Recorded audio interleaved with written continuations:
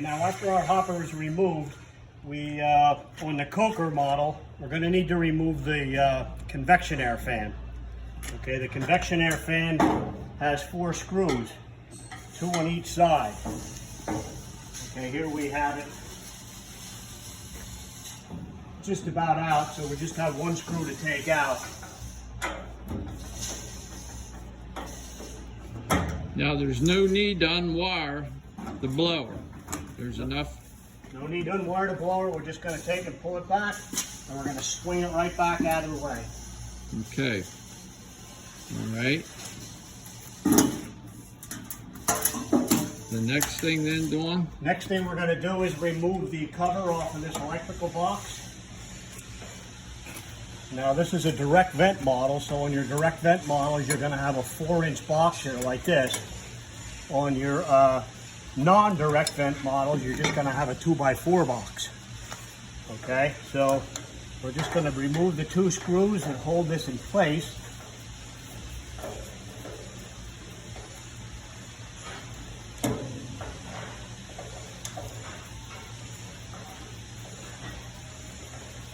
Okay, now on direct vent, I'm going to show you the direct vent. That's the mechanical venting unit that sits on top of the unit and sucks the gases out and blows it outside. So like Dawn said, the direct vent would be people that are mechanically venting. A lot of people hook it up to their chimney. You do not have the direct vent system, so you don't have that big black cable going up there. And it's a smaller box with a lot easier to remove and less wires to mess with. Okay, Dawn, next thing. Okay, so by removing this box, what we did, we freed this up here, so get these wires out of the way from under the stoker. Okay, so it's going to make it easier to pull the unit out. All right, so we're going to have, there's 2 nuts that hold the stoker in place. I already had them removed here, but there'll be 1 on each side. Okay, so you would need then to remove those 2 nuts. They're 9/16. 9/16 wrench you're going to use to remove them.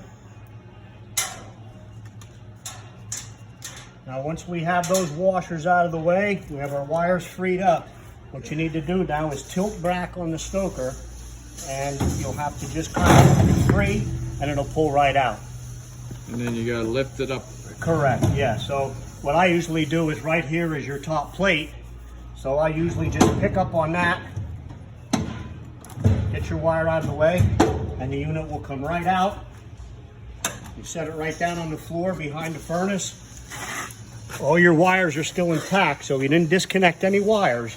Yeah, so your feeder motor and your combustion fan is still wired up. Still wired in, everything's wired up. Right, so you don't have to worry about being an electrician to do this. Right. Okay. So now the stoker's out. Sometimes what someone may encounter is the top plate may fall off, possibly with the screws. Over time may start to rot away. So if that happens, the top plate may fall off. All right, if that happens, what you must do is pull the unit out, and you would now have to drill new holes to fasten the top plate back on. And you could bolt it on, in other words, bolt nut drilled you down can use, through. Right, you can use a nut and a bolt or another screw. You could thread it in. We're now using a stainless steel bolt that we screw into the plate. So with the stainless steel now, there's less chances of that happening. It would take many years now for that to happen. And the stainless steel bolt's bigger than the carbon steel bolts. Correct. Yep. Screws, actually screws. Correct, that you see right, on this. and they have a hex head, so you could actually get a wrench on it or a nut driver or even a socket to get them out if need be. Okay. And that's what you'd want to put in. You would Correct, want to put yeah, a bolt in, not a screw. Right. So you can work on it in the future. Right. Okay, very good.